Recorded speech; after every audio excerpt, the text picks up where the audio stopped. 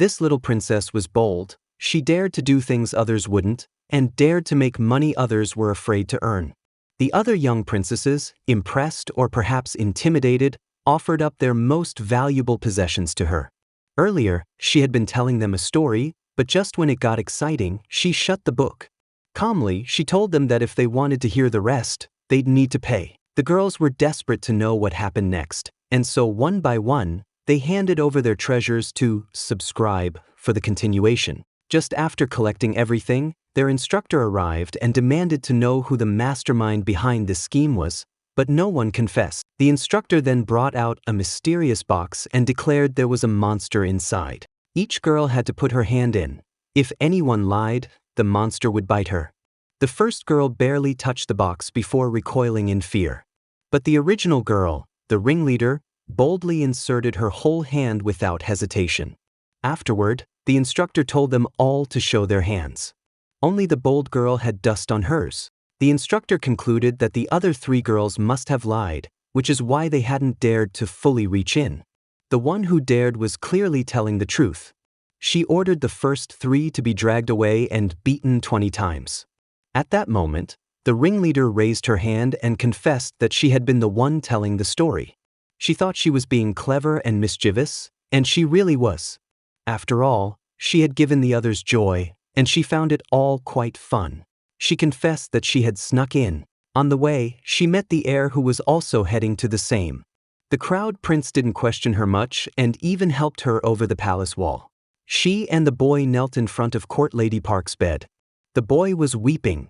It was his grandmother lying there, and he himself was the heir to the throne. The palace, the girl comforted him, but just then, someone outside shouted, "The ancestor is here." The heir panicked. If the ancestor saw him there, he'd be stripped of his title. The 2 frantically looked for an exit, but there wasn't one. At the last second, the girl noticed a small window and pushed the heir through it, just before the ancestor entered. She knelt before the door and humbly claimed she had been sent by the instructor to conduct the inspection. The ancestor summoned her and looked at Court Lady Park's body. Memories flooded back. He, too, had been born of a princess and had endured a lifetime of ridicule for it. Court Lady Park was also a princess. He had forbidden the heir from visiting her, afraid that the boy would end up mocked, just like him. Seeing the ancestor in tears, the girl was thoughtful. The ancestor, moved, gifted her a book called Rules for Women, written by Court Lady Park herself. After the inspection, the maid and the instructor watched as Court Lady Park's coffin was carried out. The instructor told her that when most princesses die in prison, they are thrown out of the palace and left to die pitifully. Only women like Court Lady Park, those who had become the king's own, were honored and carried out with dignity. Later, the old king saw the little girl kneeling on the ground and was stunned. She looked just like someone he had known long ago. He summoned her and said, "Your fate will be the same as Court Lady Park's. You will become the king's woman." The little girl was confused and responded, "I only wish to be a princess who writes beautifully." The king laughed and replied, "Fate is written by heaven." And indeed, just a few hours later, her destiny changed. At dawn, the little girl woke and happened to see a woman hurrying past. Curious, she followed and realized it was one of the king's lesser concubines. The woman was secretly reporting to the prime minister's men that the heir had hidden a banned book, urging them to inform the king. Hearing this, the little princess understood. She ran quickly toward the library. Meanwhile, the king had already received the report. Furious, he told the heir that if evidence was found, he would be deposed. He ordered the eunuchs to search the library and retrieve the forbidden book. They searched every shelf but found nothing. The lead eunuch then ordered a more thorough search of the desks and drawers, not allowing anything to be overlooked. At that moment, the maid was hiding behind a cabinet, clutching the banned book. She knew they were moments away from finding her. Desperate, she flipped to the prohibited chapter and tore it out. She then quietly slid the book out to an attendant. The young boy took it casually, but a eunuch spotted him and snatched the book, delivering it to the king. The king opened the book and saw that the chapter about King Jeongjo being born to a maid, precisely the part he had banned, was torn out. It had always been a source of shame, as the world mocked him for also being born to a maid. He asked the heir if he had torn it. In a panic, the heir admitted he had, claiming he did it because he knew how much the king hated that chapter. Upon hearing this, the king's anger shifted to relief. Back at the Eastern Palace, the heir called over his young boy and asked if he had been the one to tear out the page. The boy recalled what had happened and almost told the truth, but upon second thought, he lied and claimed it was him. He said his had done it because he feared the king would scold the heir, and so he tore the page to protect him. The heir stepped forward, took the boy's hand gently, and made a promise. He would never forget his act of loyalty. One day, when he ascended the throne, he would make sure he was rewarded. While the maid gained the heir's trust through this, the whole incident left the girl shaken. She remained anxious and curled up in the arms of the palace matron for comfort. Years passed, and the female maid grew up. One day, she stumbled upon the torn pages from the book she had hidden all those years ago. She thought to herself, if she ever saw the heir again, maybe these pages could be used to earn her a promotion in the palace. As fate would have it, on a sunny afternoon, she truly did run into the heir once more. But this time, disaster struck. She had dragged someone into trouble with her, and that someone happened to be the heir. She panicked, convinced she had committed a capital crime, and tried to drag him up out of the water. Yet, instead of helping him, she kept pushing him back down. The heir, soaked and pitiful, eventually threw her off and climbed ashore on his own. The maid knelt down, begging for forgiveness. The eunuch informed her that the heir had ordered her to write a self-reflection essay and submit it. The maid almost laughed out loud. Was that really all? Such a light punishment. But she had no idea that this was only the beginning of a nightmare. The next day, she went to the archive room to write her reflection. Suddenly, the heir walked in. Because of the panic during their last meeting, neither of them had clearly seen the other's face.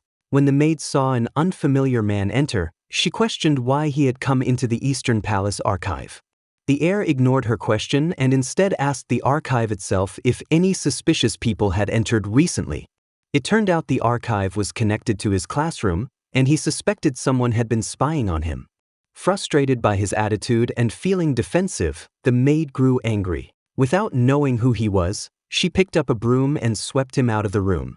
Just as the heir was about to reveal his identity, she slammed the door shut. The heir had never been treated like that before.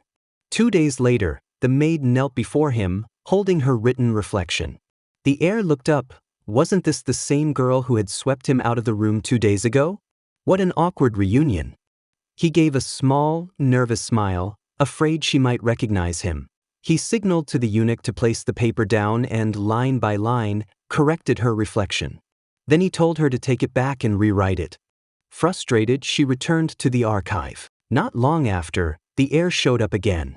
This time, he lied and said he had been sent to monitor the scholar in charge of the archive. Since only educated people could take office, the maid immediately served him a bowl of clean water and respectfully asked him to help revise her reflection essay.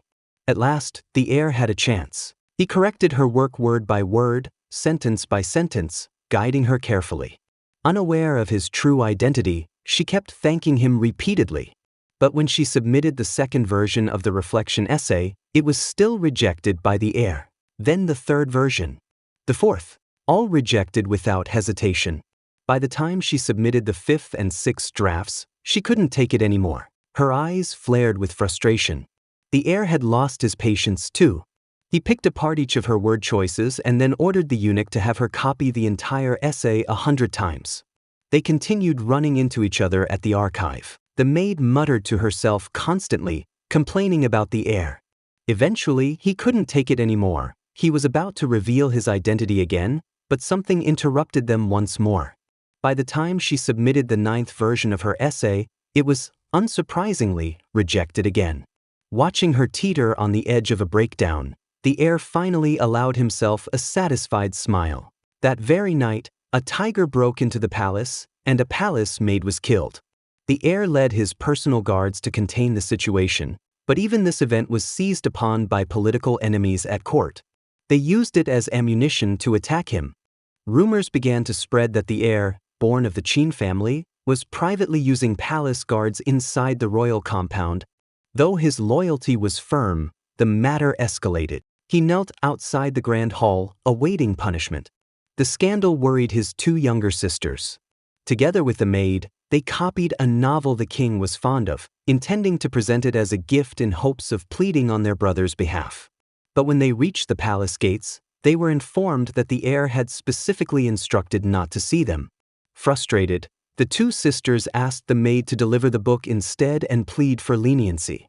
The young palace maid offered 2 novels to King Jeongjo, who was intrigued and asked what reward she wanted. The maid realized this was a dangerous opportunity, but one worth gambling. Boldly, she said she hoped His Majesty would forgive the heir. The moment those words left her mouth, she regretted them. Sure enough, King Jeongjo removed his spectacles, furiously ordered her to be flogged for 3 months, and accused the heir of being arrogant and disrespectful. The maid stood beside them, trembling in fear, and quickly begged for forgiveness. Hearing her plea, she suddenly found herself unsure of what to do. But then her eyes fell on the silver reward the king had just given her, 2 taels, and she got an idea. She stepped forward, holding the silver in both hands, and thanked the king. King Jeongjo stared at her coldly, asking, "I just sentenced you to death, and you're thanking me?" She presented the silver before him and explained that she had entered the palace with a dream, to earn 100 taels. 10 years had passed, and she had saved 99. Now, with this 1 tael from the king, she had finally reached her goal. So, she was grateful. At that point, she stopped talking, deliberately waiting to pique the king's interest. It worked. King Jeongjo asked why she was so determined to earn exactly 100 taels. The maid, her voice calm but emotional, told her story, how as a child, her mother had almost killed her, and it was her elder brother who saved her life. Ever since entering the palace, she had sworn to survive and one day hand him 100 taels in person to fund his path through the civil service exams. This unexpected story moved the king, and he softened. He said he had no intention of killing her, it had just been to scare her. He ordered her to tell the 2 princesses never to send a maid to plead on their behalf again. The maid left the palace, her legs still shaking, the fear lingering in her heart. That night, King Jeongjo personally visited the grand hall and advised the heir once again to act with caution. It became clear the king had never truly intended to punish him. He was simply teaching him a lesson about palace politics and the dangers of court intrigue.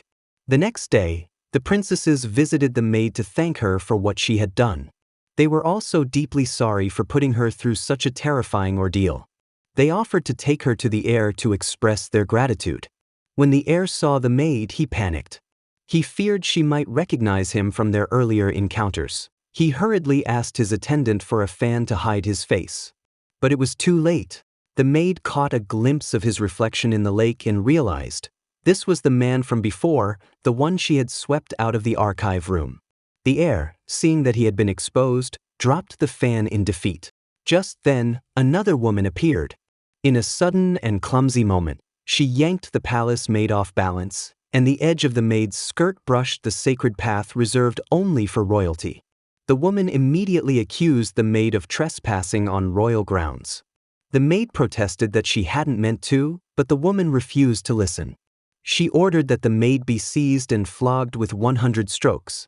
At that critical moment, the heir stepped in. He said he had been there and had not seen the maid commit any such offense. The woman, instead of backing down, turned around and accused the heir of protecting his servant unjustly. The heir responded bluntly, "If she is my servant, then I will deal with her." He attempted to take the maid away. But the woman wouldn't let it go.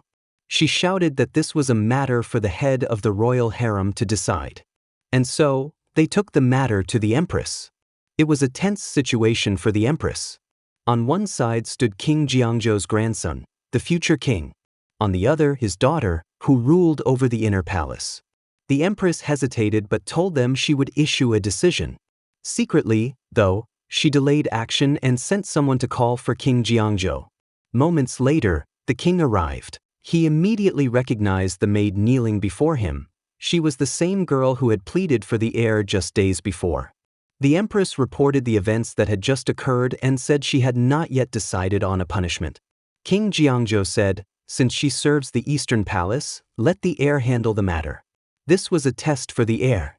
The heir responded, If an official commits this offense, it is a capital crime. But if a commoner does it out of ignorance. After hearing the maid's explanation, the heir declared that such a small offense deserved only a minor punishment, lightly disciplined. For workers violating rules, reform should be the goal. Capital punishments may be royal prerogatives, but preserving the people's goodwill is more important. Because of this, a 6-month suspension was deemed sufficient.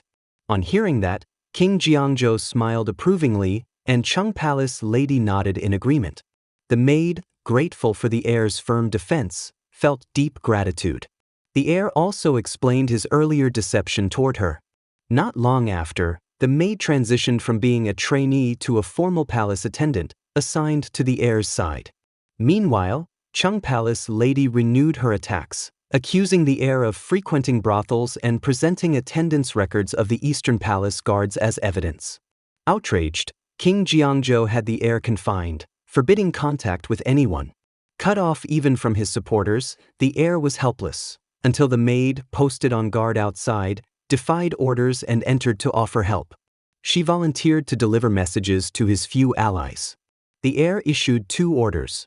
First, maintain Chung Palace lady's suspicions as a cover. Second, request the king to lift his confinement.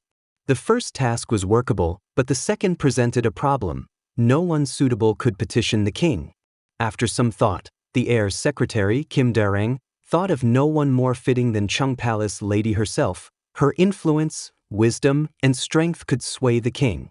Though usually inaccessible to palace aides, the maid courageously approached Chung Palace lady and persuaded her to side with the heir.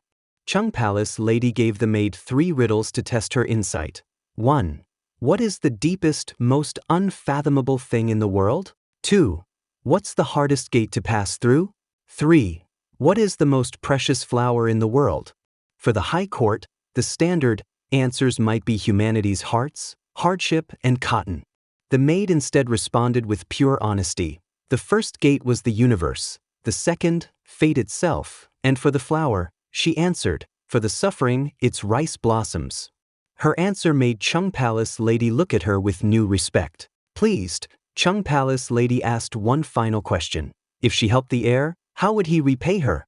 The maid said, like a mirror, if you show him compassion, he will serve you with filial piety. Moved, Chung Palace lady agreed to help, but first needed to humble a provocative rival, Lady Myongju. The maid learned Lady Myongju would wear imported silk at a mourning ceremony 2 days later. Using that intel, she drafted a plan. Chung Palace lady saw it, smiled, and waited. At the ceremony, Lady Myongju appeared gorgeously opulent, proudly showing her silks before high-ranking wives, just as planned. Just as Court Lady Park was about to leave, Lady Chung called out sharply from behind and ordered her to kneel.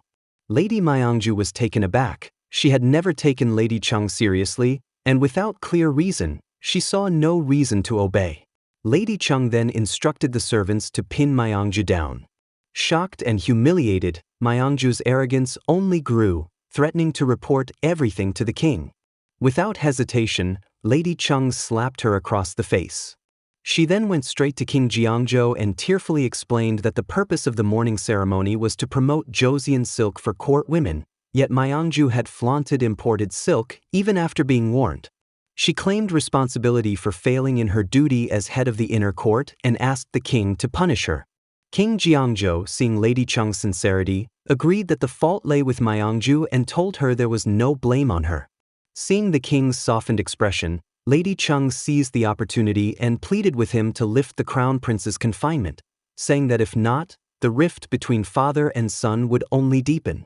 The king, who loved the crown prince deeply despite his strictness, was moved by her reasoning and ordered the crown prince released.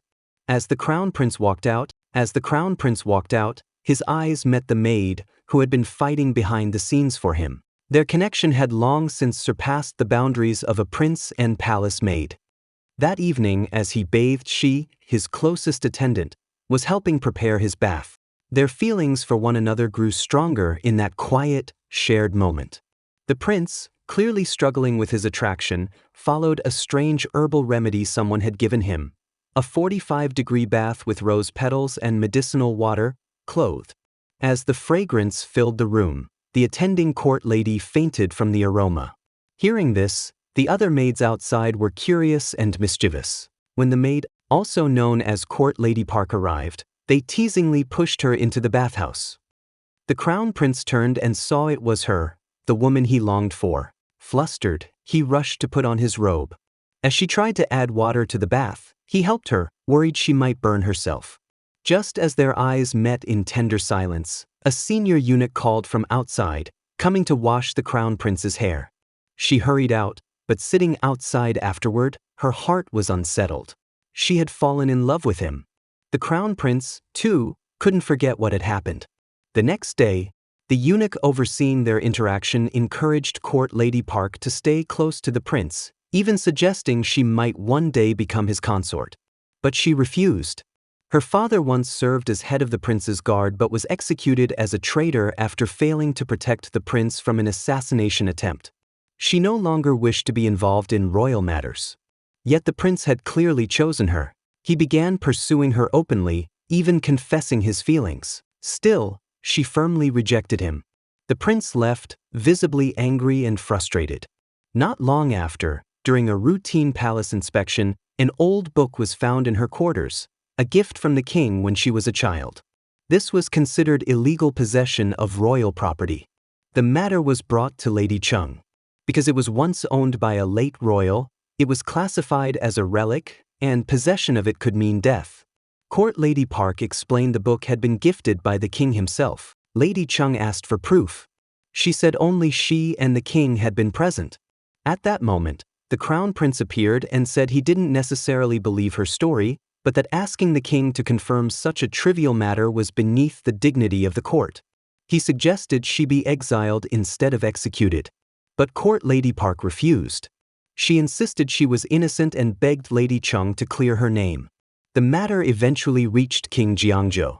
Sadly, the king's old age and worsening memory meant he no longer remembered the event.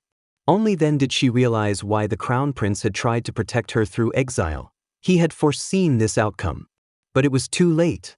The king, unable to recall giving her the book, said that if she would not accept exile, the law had to be followed. King Jiangzhou initially declared that Court Lady Park would have her Achilles tendons severed and be expelled from the palace. The crown prince immediately fell to his knees, begging for mercy. He argued that crippling her was cruel even if she were guilty, not to mention she wasn't. He pleaded with the king to recall the moment and suggested speaking with each of the citizens who were present that night to see if their testimonies might jog the king's memory. Moved, Court Lady Park stepped forward and began recounting the events from that night. As she spoke, King Jiangzhou's mind seemed to drift back to that time, decades ago, when he had quietly visited his beloved consort. Gradually, tears welled in his eyes. Her words had triggered the memory. Watching from the side, the crown prince realized with shock that Court Lady Park was the very same girl from that night. As they left the palace hall, their bond deepened once more. Yet it was evident that the king's condition was worsening. His memory continued to decline rapidly. To smooth the crown prince's path to succession, King Jiangzhou ordered him to temporarily reside at a detached palace. He also instructed him to travel so the people could see his presence and gain confidence in his leadership. Following the king's order, the crown prince departed, taking Court Lady Park with him.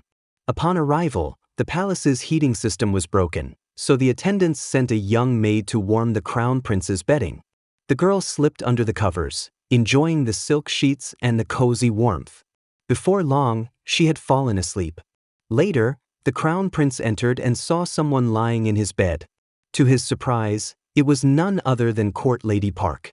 Quietly, he knelt beside her, gently brushing her cheek with his fingers. Then, he carefully pulled the covers over her again and left, instructing his attendants not to let anyone enter.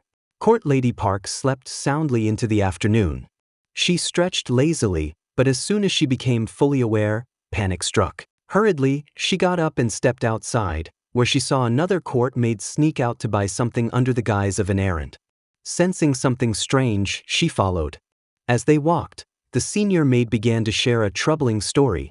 A secret group known as Guanghen Palace existed among the palace maids. It had started as a mutual aid society but had turned into an underground movement opposing the crown prince. They believed that because his father, once the heir to the throne, had massacred court women, the crown prince should never become king. As they continued walking, they arrived by the river and discovered bundles of explosives submerged in the water. These were meant for the crown prince's musket corps. Seeing that the water flowed from the direction of the detached palace, Court Lady Park quickly realized someone had sabotaged the weapons to assassinate the crown prince. But rushing back in time was impossible. She remembered the crown prince had once demonstrated how to signal danger using airborne banners in battle. Without hesitation, she crafted a visual signal. The crown prince saw it. Understanding the threat, he sprang into action. By the time they reached the armory, it was too late. In the midst of this crisis, the crown prince gave his military seal to Hong Diakaro and ordered him to summon reinforcements immediately. That night, the assassins attacked just as expected. The crown prince and his few men held off the first wave bravely. But more enemies arrived, flooding the gates with relentless force. Then, a volley of gunfire rang out. The assassins fell one after another. Hong Diakaro's troops had arrived just in time. With the dust settled, the crown prince stepped out of the battle-scarred palace and saw Court Lady Park staggering toward him. He rushed to her and caught her in his arms as she collapsed in tears. But the assassination plot wasn't truly over. The leader of Guanghen Palace, Lady Cheeto, hurried to see the left state councillor after the failure. With his backing, the councillor accused the crown prince of using military power for personal gain. King Jiangzhou, now deeply suspicious and increasingly disoriented due to his worsening dementia, revoked the prince's command seal and ordered him confined to the East Palace. He then dispatched a personal investigation. Lady Cheeto knew that before the inquiry concluded, she had to ensure the king's complete mistrust in his son. So she visited King Jiangzhou personally. It was then revealed that she had been close to the king since before he had even ascended the throne. The emotional bond, long buried, was now being manipulated for political intrigue. Despite the plotting and manipulation, in the end, King Jiangzhou did not choose the treacherous official. For years, he had felt guilty about that decision. Under the crafty scheming of the rejected man, King Jiangzhou's doubts about the crown prince only deepened. One of the prince's advisors believed the king was no longer fit to rule and urged the prince to seize power, but the crown prince couldn't bring himself to act. After all, King Jiangzhou was his grandfather. At the court assembly, the crown prince knelt before King Jiangzhou, who produced a memorial containing the names of the crown prince's loyal supporters, a group he had formed. The list made it seem as though the crown prince was forming factions in an attempt to rebel. Overwhelmed with suspicion, King Jiangzhou even drew his sword. At that critical moment, the royal consort arrived with Court Lady Park. Her father, once the head of the crown prince's personal guard, had sacrificed everything to support the prince's path to the throne. She revealed the existence of a secret agreement, hidden behind the throne room wall, proving the prince's legitimacy. King Jiangzhou tore away the wallpaper and found the document. As he read it, old memories came flooding back, and the prince once again narrowly escaped punishment. Soon after, the results of the investigation into the assassination plot came out. King Jiangzhou, still burdened with guilt, was prepared to approve of assassination of the traitorous official, but the woman took her own life. King Jiangzhou passed away shortly afterward. The crown prince ascended the throne. However, there remained one thing he had to do: welcome Court Lady Park into the royal harem. When the new king came to visit his newly appointed concubine, his eyes lingered not on her, but on a palace maid, Court Lady Park. The concubine noticed the connection between the two. After the king left, she dragged Court Lady Park inside and accused her of seducing the king. In a jealous rage, she beat the young maid's calves with a thin bamboo stick. Little did she know, the girl she just punished would soon replace her. The next day, the king visited again. The concubine rushed to greet him, but the king brushed past, asking only about Court Lady Park. The concubine lied, claiming the maid was out on an errand. The king nodded and prepared to leave, but just as he turned, he heard movement nearby. The concubine explained a servant was doing laundry, even though it was late at night, a cruel and suspicious act. The king followed the sound and found Court Lady Park herself, forced to do chores. Outraged to see the woman he cherished treated this way, he scolded the concubine and declared Court Lady Park special court lady, not to be insulted or harmed. This enraged the concubine, who then went to the Queen Dowager, claiming to possess evidence that could destroy Court Lady Park. The Queen Dowager, still bitter over her own brother being exiled by the king, agreed to cooperate. The very next day, as Court Lady Park entered the palace, she was restrained by palace maids. When the king arrived, the Queen Dowager said they were interrogating her and asked him to observe. She accused Court Lady Park of having a secret lover outside the palace and presented 2 matching sleeves as proof, gifts exchanged between lovers, along with the man's name and letters they had supposedly written to each other. The king was stunned, while Court Lady Park remained silent. The Queen Dowager dismissed everyone from the room and proposed a deal. If the king released her exiled brother, she would drop the charges against Court Lady Park. The king refused. Furious, the Queen Dowager summoned everyone back and declared she would proceed with punishment. But just then, Lady Haisung, the king's biological mother, entered the room. She testified on Court Lady Park's behalf, revealing that the man in question was her older brother. The concubine objected, having researched their family backgrounds and found inconsistencies. Lady Haisung explained, Court Lady Park's father was once the commander of who was later disgraced and sentenced by the late king. Though her father was executed as a traitor, Lady Haisung had secretly protected his 2 children, Court Lady Park and her brother, ever since. Still, the concubine would not let it go, declaring that Court Lady Park was a traitor's daughter.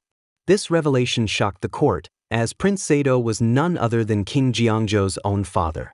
The king then stepped forward and proclaimed, I am the son of Prince Sado. By recognizing the loyalty of Court Lady Park's family, the king granted her the highest trust, and finally brought her into the palace not just as a maid or a favorite, but as someone worthy of standing by his side. King Jeongjo once lay with his head resting on Court Lady Park's lap and fell asleep. But in his slumber, he had a nightmare. He dreamed that not long after he left the small courtyard, Court Lady Park gave birth to their son. Years passed in a flash, and their young prince contracted smallpox. The king, holding his beloved child in his arms, was powerless to save him and could only watch helplessly as the crown prince passed away. In a separate residence, Court Lady Park collapsed in sorrow when she heard the news of her son's death. He was her firstborn. When the king came to comfort her, she struggled to compose herself, knowing she had to stay strong, not just for herself, but for the child she now carried as she was pregnant again. Court Lady Park forced herself to rise, her tears streaming as the king poured out his own grief. That night, she found a new resolve. She had to live, for the baby inside her. But just as her strength returned, terrible news arrived. A fellow court lady, who had entered the palace with her and become like a sister, was thrown into prison. Court Lady Park defied many obstacles and rushed to the prison to see her. Her dear friend told her she had no regrets. She had found happiness in a forbidden love with a man, something she, as a palace maid, had never dared to dream of. As her friend prepared to face death, Court Lady Park wept uncontrollably. She returned to the palace, only to fall gravely ill. The king personally tended to her, apologizing that he could not save her friend, because the law would not allow it. Yet Court Lady Park never blamed him. She only felt the pain of watching all those dear to her fade away. She longed for the days when the 4 of them, sisters in spirit, had been together. But those days were gone. She sought out the king and told him she would stay strong, for their child, for herself, and for him. Life seemed to return to normal. She read to him, and he looked at her with deep affection. But the next moment, she collapsed in his arms. No matter how he called her name or begged her to stay awake, her strength slipped away. When she awoke, she understood that her time was nearly over. She told the king, "If we meet again in another life, pretend you don't see me. I just want to live a simple life with my sisters." With tears in his eyes, the king asked if she had ever loved him. Court Lady Park smiled and said, "I gave you my whole life. But your love was never mine alone. It belonged to the people." Then she passed away, leaving the king in grief, muttering over and over that he had made a mistake, though he wasn't even sure what that mistake truly was. As the ruler of the nation, King Jiangzhou had given Court Lady Park as much acceptance and freedom as he could. But as a king, he knew he had to forget her and live for the people. And he did. Many years later, when he heard old ministers praising his achievements, his thoughts drifted back to Court Lady Park. He returned to that old courtyard where they had once lived. The autumn leaves had fallen, and though the place remained, the people were gone. He entered the room and uncovered her old belongings. Memories of their time together surfaced with every item. The king couldn't hold back his tears. Alone in the quiet night, with snow gently falling outside, he trembled and wept. Then, overcome by emotion, he fell asleep. When he woke, it was that spring afternoon again. He was holding Court Lady Park's hand, telling her he had had a nightmare. She wiped the sweat from his face and gently told him it was time to go. As he walked to the gate of the courtyard, he stopped. That wasn't a dream, it was their entire life together. He turned back, his eyes full of tears, looking at her once more. In that moment, he foolishly believed that maybe, just maybe, if he never left the gate, time would slow down, and nothing would have to change. But since time could not be held still, he decided to keep her memory eternal, within his dreams and deep in his heart. And with that, the story comes to a tragic end. Thanks for watching. Please like, subscribe, and drop a heart if you loved the series.